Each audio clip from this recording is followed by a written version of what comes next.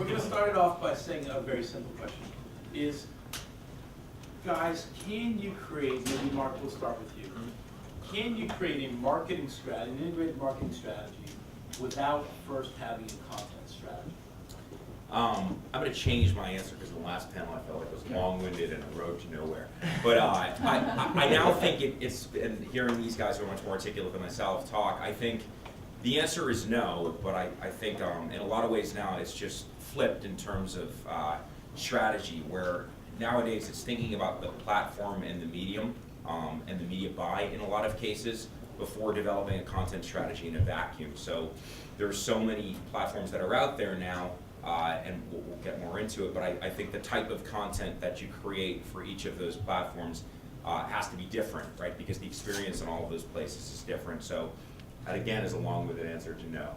And Cody, in your experience, you know, and you've all, like you said, you've all used them. You've all been reading an article, those links below, and feel like editorial, but are really advertising because they're so carefully selected. That's what Cody does. Cody, do the people that come to you, do they have the right content? Have they? So to answer your first question, no, you cannot have a marketing strategy without a content strategy. Your content strategy informs everything that you're doing. So there's nothing to search for if you don't have content.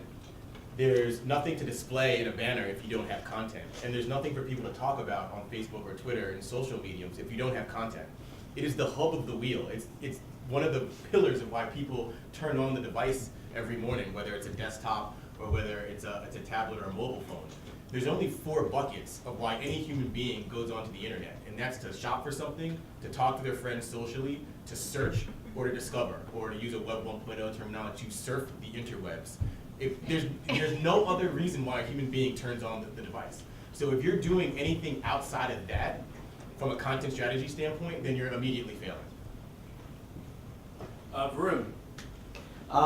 You could have a marketing strategy without a content marketing strategy, but it would be boring and incomplete, I think. I think Cody sort of nailed it. I think to elaborate on it, think about how you spend your time on the web. You're consuming nonstop, right? You're either consuming your friends' posts or you're reading articles. If you're spending that much of your time consuming content, a brand needs to be playing in that arena. Otherwise, they're going to be sort of pushed out of sight, out of mind. And Seth, who's responsible for the content within the organization? You deal with some of the most successful editors, the David Repnicks and the Emily Tours, who are pretty good at content. Pretty good, indeed. How does an organization though think about who creates that content? Is it the job of editorial? Is it the job of marketing? Is it the job of PR? Yeah, I mean, the content creation is the job of editorial, helping to really distribute that content and making sure that it gets read in as many areas as possible. It's really, it takes everyone. It's a joint effort between editorial, the web producers, the folks who are handling social media, the PR team, us in consumer marketing, to try to help steer them down the right path to make sure that the great content does get exposed and get read. But let's talk about measurement for a second, because I think that's something that we really should do. Seth, how does Condé Nast think about the measurement of its content? Sure, in a lot of different ways. You know, in terms of, looking at our web analytics tools, of course, we're always looking very closely at the content we're producing, how many pages is it getting, how many visits is it receiving, how long are people spending on that piece of content, and also how much content are they then consuming afterwards. I think we're really making a good concerted effort to really ground everything in data and to really try to get a good apples to apples comparison of how content's performing, because it can be treacherous and there can be a lot of noise, because you might have one piece of content that reaches your core audience and not many more people, and then another piece of content that happens to be picked up by a really popular website and drives a lot of traffic, but that might end up driving a lot of one and done traffic, people who are just sort of like clicking on that one specific link, and maybe they're not part of your core audience and maybe they never come back. So we're really trying to do things where we could get to that apples to apples view and really better understand the performance of the content across the really engaged users that we want to build on our site. In terms of social platforms, there are tons of ways to measure it, and what's a challenge for us that we're working through is really trying to make all the data sort of stitched together. So, on Facebook, looking at their insights tool, for example, and looking at the traffic data they show us, and how does that then compute with our internal web analytics tools. But then also really trying to look at things in real time when we can as well, and saying, okay, if we put something on Facebook, initially, how many likes come up right away? How many people are sharing this? How many comments we're getting? What sort of sentiment is that overall conversation generating? And I think a big factor for us that we continue to need to improve on is just how do we make sure that we're not sort of getting paralyzed by all the potential data points that are out there, and how do we really sort of figure out, what's the best information to get back to the person or team that's making those decisions on what to do for content. How do we get them the right information so that we're not going off in the wrong direction because of something that ends up creating a lot of noise in our data. Varun, how close are you guys getting to ROI?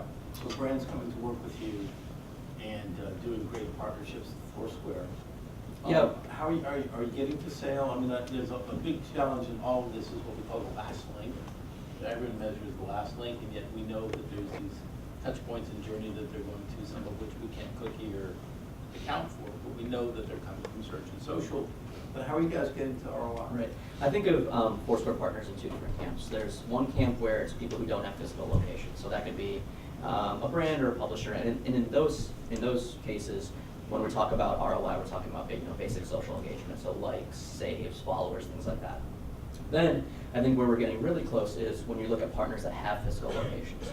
So what we're getting really good at is sort of closing the full loop on from when a consumer can hear about you to when they actually come into your store and swipe their credit card and pay for something. So we have retailers on Foursquare who are spending money to promote their stores. Someone searches for dinner, they see a promoted result for Applebee's, they then click through to that result, and then they check in at Applebee's 2 days later.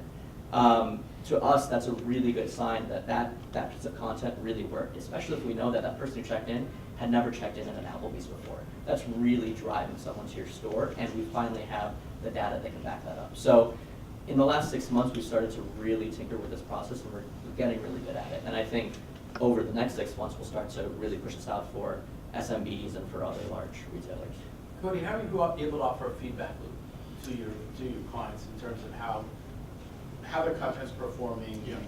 What is the value? What are the metrics that you're? Well, yeah. So I think it first all begins with what am I trying to accomplish? To even start discussing which KPI to focus on.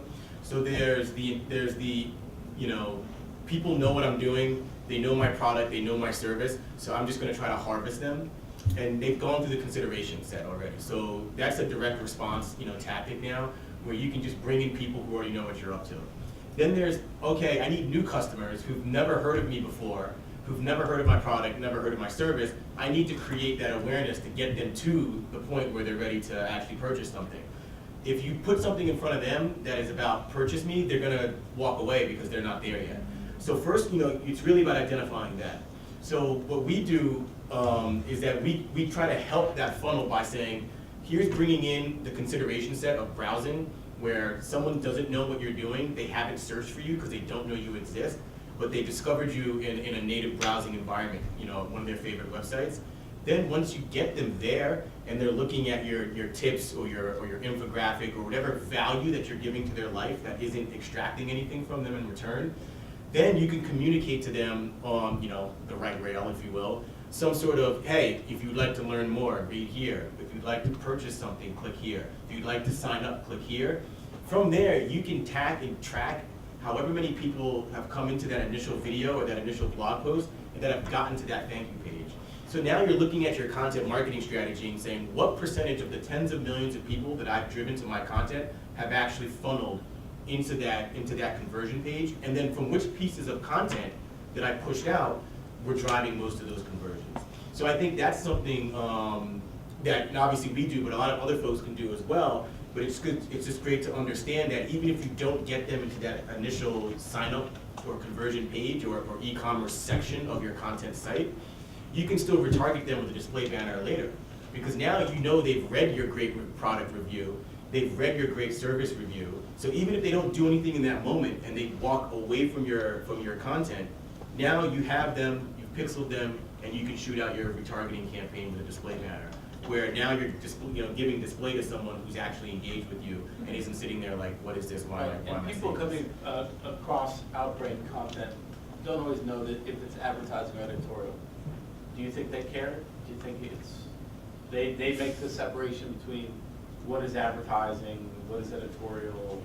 I know, I don't care. I think in general, the users just don't care. I think that's where, we as the industry have tried to outthink our audience way too much. Not only from a hyper-targeting standpoint, but just from, this native advertising conversation. As long as it's transparent, where the user is landing and what the content is that they're getting, they don't care.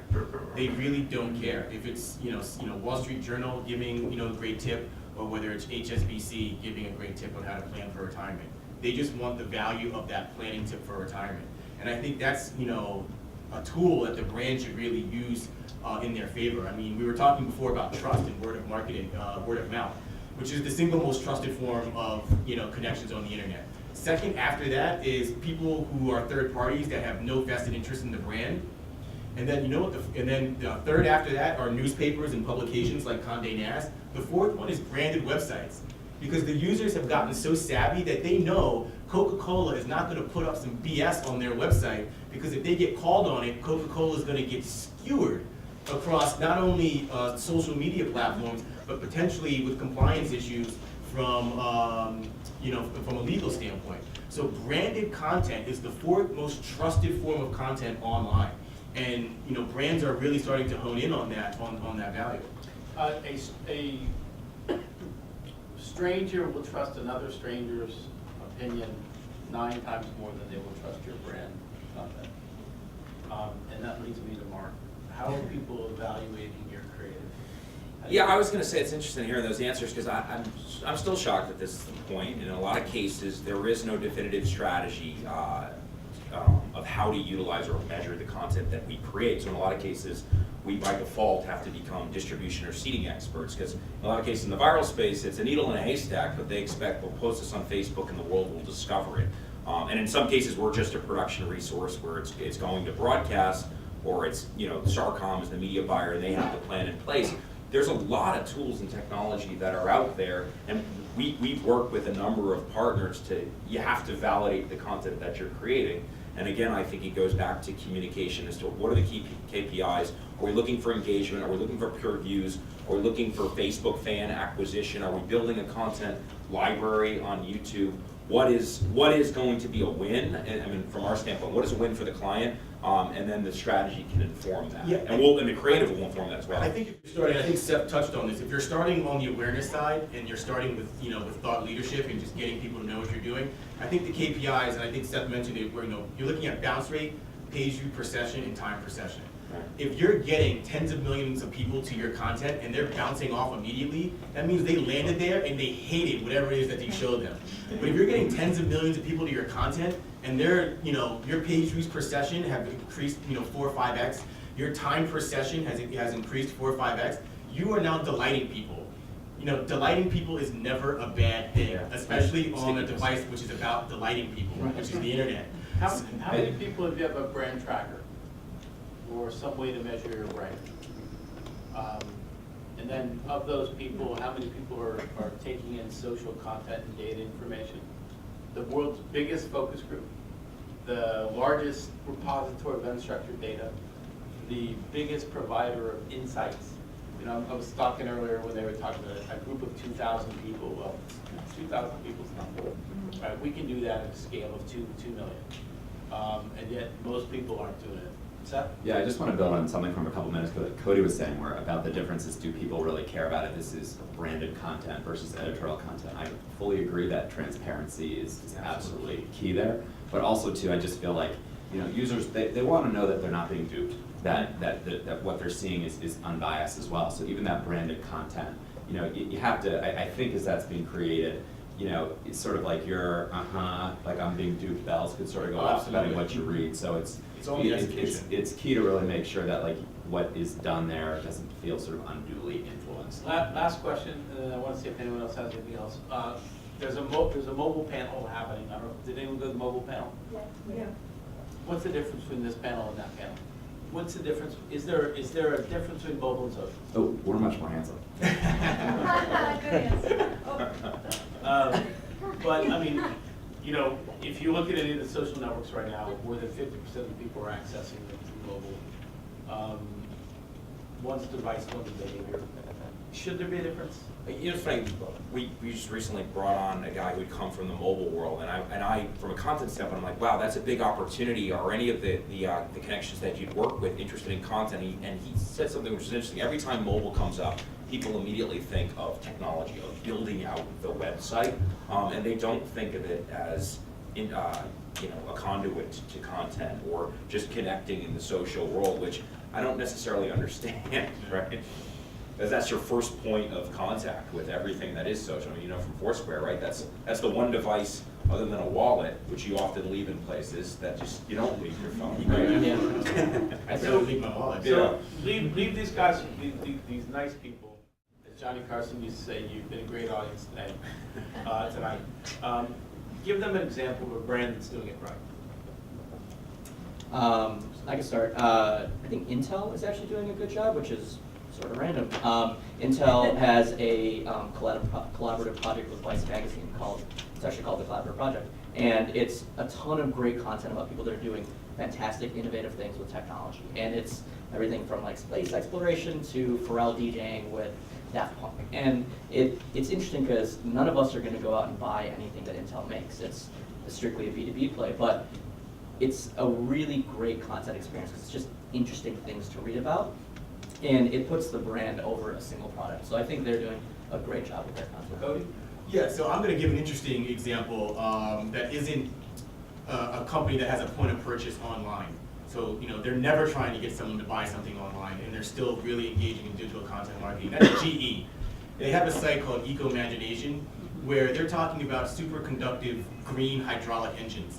They're not trying to get people to then, you know, do a consideration funnel to buy a superconductive green hydraulic engine, but they're understanding the value to their audience, to the people that they are trying to reach, in putting out information that is informing them not only about the space, about you know technology innovation, you know, green innovation specifically, but also you know, really understanding the value that will give intrinsically back to their brand of General Electric. And by the way, they're both toying with me because the people that are running both of those projects from a digital standpoint all quit mine.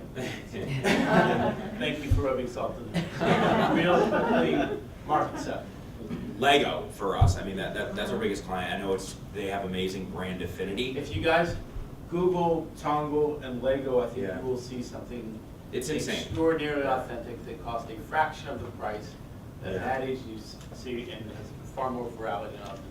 And they've not only accessed a global community and are arming kids with, you know, build together, the ability to play, and just the ability to tell stories, but they have the mom, which is the most powerful force in the world, and they validated the fact that it's educational. So I mean, everything is loved, and the content it's out of this world. And they're now making a movie as well, so they're hitting on all fronts, and it's extremely coordinated. So, it's all great people. Single customer journey, Yeah. and that's what we get. Seth, you're allowed to choose one of your publications. Oh, I actually had something out of our. Okay, no, even better. I was going to say some of the email newsletter companies, Inside Hook and Good, Thrillist. good, I think they do a really good job of knowing their audience and not trying to be everything to everyone. I think they're really clear with what's advertised and what's content, and they really do a nice job as well of like giving me social and other tools within their products to really make it very simple for me to share it with others that I think would find it interesting. And I would say Barbie. If anyone of you are looking for real estate, if you go onto Trulia, which is the largest real estate site, you will see a $25.5 million house, Barbie's dream house. It's next to David Geffen and Larry Ellison. But you can bid on this site, and you can put a down payment on your real dream house.